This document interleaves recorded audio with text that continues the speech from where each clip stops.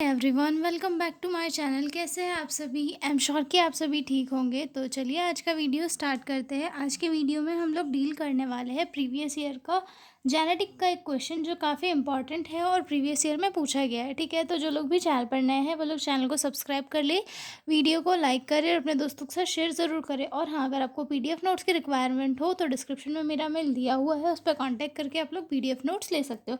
तो चलिए स्टार्ट करते हैं ethical issues related to genetic counselling वाला क्वेश्चन। ठीक है, तो सबसे पहले ये देख लेते हैं कि जेनेटिक काउंसलिंग होती क्या है।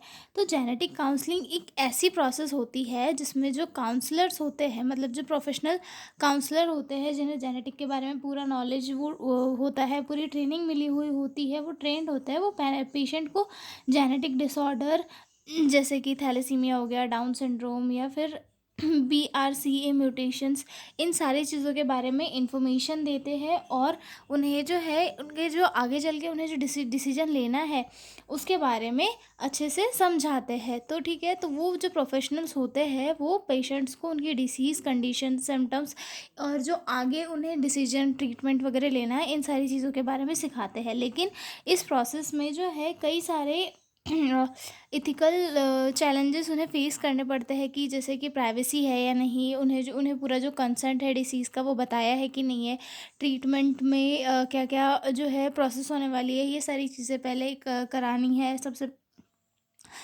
उन्हें कोई जो डिसीज़न है वो लिया है तो उसे प्राइवेसी में रखना होता है, या फिर जो रिपोर्ट्स है उसे प्राइवेसी में रखना है, इवन उसके फैमिली मेम्बर से भी शेयर नहीं करना है।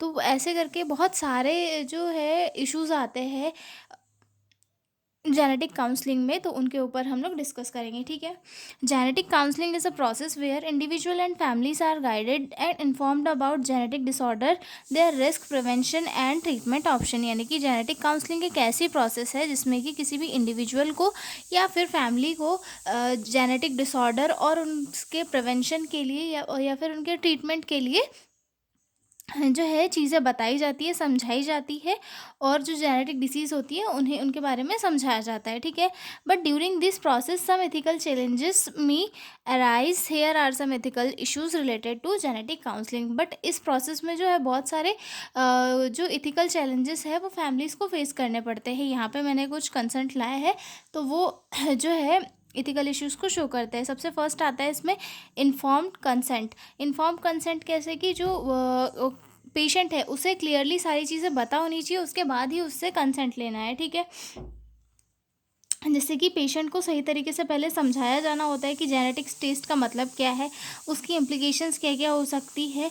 कई बार क्या होता है कि लोग जो है कंसेंट फॉर्म पर साइन तो कर देते हैं लेकिन उन्हें पूरी बात समझ ही नहीं आती, जिससे कि जिसके कारण जो है काउंसलर को पहले जो है ये कंफर्म करना है कि पेशेंट को सारे जो है सारे जो पॉइंट्स है उस डिस्कशन के वो क्लियर है या नहीं, उसके बाद ही पेशेंट से जो है कंसेंट लेना है। ठीक है, the person must clearly understand the test and its possible outcome. Counsellor must take written permission after giving full explanation. Without understanding if a person give consent it is unethical. यानी कि जो patient है उसे पहले सारी चीज़ें clear करनी है, समझाना है टेस्ट के बारे में, इसके आउटकम के बारे में। उसके बाद उससे जो है रिटर्न में परमिशन लेनी है, उसको फुल एक्सप्लेनेशन करना है, उसके बाद उससे रिटर्न में परमिशन लेनी है, उसके बाद में जो है चीज़ें करनी है। लेकिन उसे अगर पूरी चीज़ें क्लियर ही नहीं है, कुछ समझ ही नहीं आया है, तो उसके बाद उसके पहले हम उससे परमिशन ले रहे हैं तो ये चीज़ें जो है अनएथिकल हो जाएगी। फॉर एग्जांपल के लिए testing someone without telling the full risk और मीनिंग ऑफ रिजल्ट। मतलब किसी को बताया ही नहीं है कि आपका टेस्ट क्या हो रहा है, किस लिए हो रहा है, क्यों हो रहा है, और जो है उसका रिजल्ट आएगा तो उससे आपका क्या फ़ायदा होगा, ये सारी चीज़ें किसी को एक्सप्लेन ही नहीं की है, और जो है उसका टेस्ट करवा रहे हैं, तो ये चीज़ें जो है अनएथिकल हो जाती है। ठीक है, उसके बाद अगला पॉइंट आता है privacy and confidentiality. Privacy and confidentiality genetic counselling में बहुत ही इंपॉर्टेंट होती है, क्योंकि इसके थ्रू जो है लोगों की लाइफ भी जुड़ी हुई होती है। ठीक है, जेनेटिक इन्फॉर्मेशन जो है बहुत पर्सनल होती है। अगर किसी थर्ड पार्टी जैसे कि को पता चल जाता है तो ये इसका जो है मिसयूज़ हो सकता है, इसीलिए प्राइवेसी जो है बहुत ही इम्पोर्टेंट होती है, ठीक है। काउंसलर को फैमिली मेम्बर्स को भी इन्फॉर्म नहीं करना चाहिए, मतलब जो पर्सन है, पेशेंट है, उससे पूछे बिना फैमिली मेम्बर्स को भी इन्फॉर्म नहीं करना चाहिए, ठीक है। Genetic information is personal and sensitive sensitive it should be not be shared with others, even relative or employees, without permission. For example के लिए revealing a woman's carrier status of thalassemia in her laws without her permission. जैसे कि जो अगर for example के लिए अगर कोई फीमेल है वो थैलेसीमिया की कैरियर है, तो उसके बारे में उसकी जो इन्फॉर्मेशन है ये उसके इन लॉज को बता देना, ये अनएथिकल हो जाता है, ठीक है। उसके बाद आता है right not to know. Every person has the right to say I don't want to know their genetic risk. Pressuring someone to take a test और नो रिजल्ट इज़ अनएथिकल। मतलब किसी को भी जो है ये राइट होता है कि उसे जेनेटिक टेस्ट करवाना है या नहीं करवाना है। हम किसी से भी ज़बरदस्ती नहीं करवा सकते कि आपको जो है ये ज़बरदस्ती ये टेस्ट करवाना ही है, ठीक है। मतलब किसी को प्रेशर करके जो है कोई टेस्ट करवाना है अनएथिकल हो जाता है। For example, forcing a person to get tested for Huntington's disease even if they don't want to know. मतलब जो वो जानना ही नहीं चाहते हैं कि उन्हें डिसीज़ है या नहीं, लेकिन फिर भी हम उन्हें प्रेशर करके जो है टेस्ट करवाने के लिए बोल रहे हैं, तो ये अनएथिकल हो जाता है, ठीक है। उसके बाद आता है prenatal testing and abortion. When prenatal test show abnormality, parents may face moral dilemma of whether to continue pregnancy. It raises ethical questions on the value of life, disability rights. Prenatal testing और जैसे या फिर abortion होता है, तो उस time पे patient या फिर पेरेंट्स को चूज़ करना होता है कि प्रेगनेंसी उन्हें कंटिन्यू करनी है या नहीं करनी है। तो इसके कारण क्या होता है, वो लोग मोरल डिलेमा, दैट मीन्स कि एक दुविधा में पड़ जाते हैं कि उन्हें ये सोचना आता है कि यार अगर प्रेगनेंसी कंटिन्यू नहीं करी तो हो सकता है आगे चल के बच्चा कंसीव नहीं होगा, और अगर कर ली तो बच्चे जो है एक फिज़िकल डिसेबल बेबी हो जाएगा, ठीक है। तो ये सारी चीज़ें हो सकती है, तो इसीलिए जो है वहाँ पर भी बहुत सारे चैलेंजेस एक काउंसिल को फेस करने पड़ते हैं, ठीक है। फॉर एग्जांपल के लिए abortion a baby just because it में बी बॉर्न डीफ और विथ डाउन सिंड्रोम। मतलब कि पेरेंट्स को पहले ही पता चल गया है कि जो बेबी है वो हो सकता है डीफ हो या फिर डाउन सिंड्रोम से ग्रस्त हो सकता है, तो उन्हें जो है अबॉर्शन करवाना है। तो उसका कारण से जो है पेरेंट्स जो है दुविधा में पड़ जाते हैं, उन्हें ये बहुत सारी मतलब दिक्कतों का फेस करना पड़ता है कि ऑपरेशन करवाए या नहीं करवाए। तो ये भी एक चैलेंजेस जो है अराइज हो जाते हैं, ठीक है। उसके बाद genetic counsellor bias. Counsellor should be remain neutral and non judgmental. They should not influence on the pressure of families decision. मतलब जो एक जेनेटिक काउंसलर होता है उसका एक रूल होता है कि उसे हमेशा न्यूट्रल रहना है और किसी भी चीज़ को लेके जो है जजमेंटल नहीं होना है। उसे जो उसकी जो भी उसे ऊपर से प्रेशर आ रहा है या फिर फैमिली की जो थॉट है उसके कारण उसे प्रेशराइज होकर जो है चीज़ों का डिसीजन नहीं लेना है। उसे एक सही डिसीजन लेते हुए जो है आगे के फ्यूचर को देखते हुए सही डिसीजन लेना है, ना कि किसी के प्रेशर में आके कोई भी गलत डिसीजन ले लेना है, ठीक है। फॉर एग्जाम्पल के लिए forcing parents to go for abortion after genetic disorder is after knowing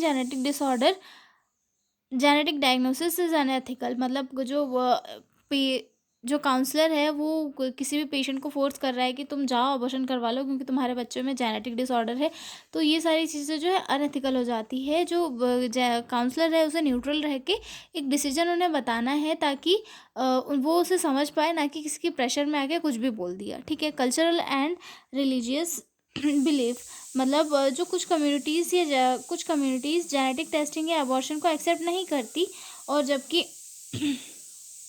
इसमें इथिकल कॉन्सर्न यह आता है कि जेनेटिक काउंसलिंग कल्चरली सेंसिटिव होनी चाहिए, ठीक है। Every family may have different views on genetic disease, abortion, disability. Counsellor must respect their beliefs during the process. मतलब हर एक सोसाइटी का अपना अपना एक नॉर्म होता है, अपने अपने डिसीजंस होते हैं, और उनको लेकर ही वो डिसाइड करते हैं कि फ्यूचर में क्या होने, मतलब फ्यूचर में वो अपने बच्चे को लेके क्या सोच रहे हैं। तो जो एक काउंसलर होता है उसने हर एक सोसाइटी की जो है रिस्पेक्ट करके उनके जो भी बिलीव्स है उन्हें ध्यान में रख के जो है डिसीजन बताना चाहिए, ताकि फैमिली भी हर्ट ना हो और जो है डिसीजन भी सही रहो। For example, family may not accept abortion due to religious reason. मतलब जैसे कि कोई फैमिली है वो किसी रिलीजियस रीज़न के कारण जो है अबॉर्शन को नहीं मान रही है, तो काउंसलर ने उसके लिए जो है एक सही ऑप्शन बताना चाहिए, ताकि उससे जो है उनकी किसी चीज़ को हानि ना पहुंचे, ठीक है। उसके बाद अगला पॉइंट आता है cost and accessibility. Expensive genetic tests are not affordable to everyone, creating system where only the rich have access to genetic knowledge and choice. It's ethical. मतलब एक्सपेंसिव टेस्ट जो होते हैं, जेनेटिक टेस्ट, वो काफ़ी expensive होते हैं, लेकिन जो अगर ऐसा कोई सिस्टम हो बन गया हो जो कि जहाँ पर सिर्फ जो रिच लोग हैं वो ही लोग जेनेटिक टेस्टिंग करवा रहे हैं, तो ये सारी चीज़ें जो है अनएथिकल हो जाती है। और यहाँ पे जो है काउंसलर को ही दिक्कतें फेस करनी पड़ती है कि यार ऐसा क्यों, कि जो पुअर लोग हैं वो लोग जेनेटिक टेस्टिंग नहीं करवा रहे हैं, जो सिर्फ रिच लोग हैं वही करवा रहे हैं, क्योंकि इसका जो कॉस्ट है वो काफ़ी ज़्यादा है, ठीक है। तो इसके लिए जो है काफ़ी मतलब कॉस्ट इफ़ेक्टिव जेनेटिक टेस्टिंग करवाना चाहिए, ताकि हर कोई जो है जेनेटिक टेस्टिंग करवा के अपने डिसीज़ को पहले ही डायग्नोस करके ट्रीटमेंट ले सके, ठीक है। For example, making life saving gene testing available only in private expensive hospital. For example के लिए जो है लाइफ सेविंग जो जीन टेस्टिंग होती है वो सिर्फ एक्सपेंसिव हॉस्पिटल्स में अवेलेबल है, और जो गवर्नमेंट हॉस्पिटल या फिर अदर कहीं पे अवेलेबल नहीं है, जिसके कारण बहुत लोग जो है जेनेटिक टेस्टिंग से छूट जाते हैं, ठीक है। जेनेटिक टेस्टिंग एक बहुत ही इंपॉर्टेंट टूल है, लेकिन इसे जो है सही तरीके से हैंडल करने के लिए काफ़ी सारे गट्स चाहिए होते हैं, जो एक जेनेटिक काउंसलर में होते हैं, लेकिन उन्हें भी बहुत सारी प्रॉब्लम्स को फेस करना पड़ता है, ठीक है। तो ये थे इथिकल का इश्यूज़ इन जेनेटिक काउंसलिंग। तो मिलता है अगले वीडियो में एक नए क्वेश्चन के साथ, तब तक के लिए बाय बाय। टाटा।